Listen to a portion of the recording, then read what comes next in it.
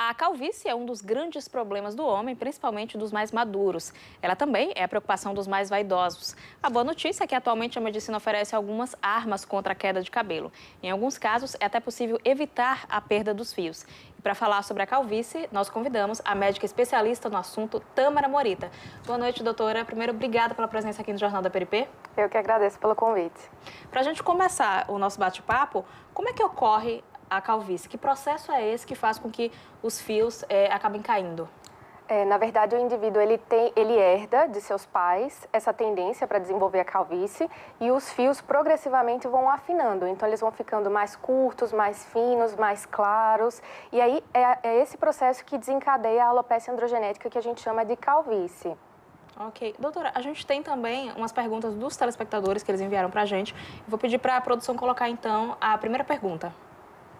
Usar chapéu cria calvície?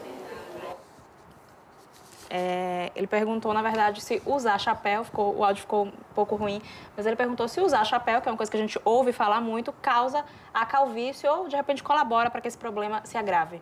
Na verdade, esse é um mito. Muitos pacientes perguntam se usar o chapéu, se usar o boné ou usar o capacete ocasionam a calvície. Não, mas esse é um problema determinado geneticamente. Usar o boné, o capacete, vai desencadear ou vai piorar uma seborreia, que a gente chama de dermatite seborreica, que é uma coisa frequentemente associada à calvície, mas não vai determinar essa queda, que é essa alopecia androgenética, a calvície. Não, isso é um mito.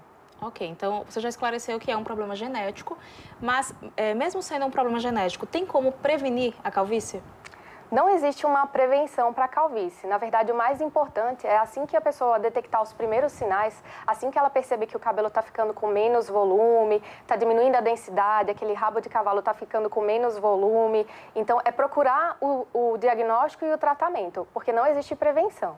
Que esse é um detalhe também. Você falou da questão do rabo de cavalo, que normalmente homens também podem fazer, mas é mais comum nas mulheres. E é um problema que também tem afetado as mulheres. Isso. As mulheres podem ter tanto o padrão masculino, que é aquele padrão das entradas, daquela coroa calva, quanto uma queda difusa. Então, a calvície também acontece em mulheres. Ok, nós vamos então agora para mais uma pergunta do telespectador. Para calvície, o que é bom? Tem algum medicamento que não traga calvície?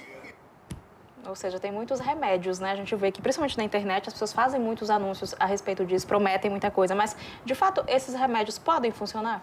Funcionam. A gente tem os tratamentos que podem ser realizados em casa e os tratamentos que podem ser realizados no consultório. Então, em casa, existem as loções capilares, os medicamentos que podem ser ingeridos. E no consultório, hoje, existe uma gama de tratamento com a qual o paciente pode contar e trazem um resultado muito bom para o tratamento da calvície. Agora, além da questão genética, tem também outros fatores que podem contribuir para a calvície, como, por exemplo, o uso de alguns remédios ou ingestão de suplementos, por exemplo? Isso é verdade. Então, hoje está muito em voga o famoso chip da beleza ou suplementos para academia. Então, quando a pessoa recebe muitos hormônios masculinos, muitos androgênios, ela pode acabar desencadeando esse processo da calvície. Então, isso é fato, é verdade. Ok, nós vamos então agora para mais uma pergunta do telespectador. Meu nome é Karine e eu gostaria de saber se tratamentos capilares podem causar calvície. Hoje em dia a gente sabe que é muito comum, por exemplo, fazer selagem capilar, fazer alguns processos também que fazem alisamento do cabelo. Isso pode agravar ou pode também trazer a calvície? A calvície não é causada por esses tratamentos químicos. Os alisamentos, as descolorações, o uso do secador e da chapinha podem causar um outro tipo de queda. Uma queda por tração, uma queda por química, mas não a calvície propriamente dita. Porque é importante lembrar que não existe só uma causa de queda de cabelo. A gente fala de calvície porque ela é mais frequente, mas existem outras, como o eflúvio, a alopecia areata. Então, existem outras condições que causam queda de cabelo, não só a calvície. Ok. Doutora, muitas pessoas acabam recorrendo também ao transplante capilar.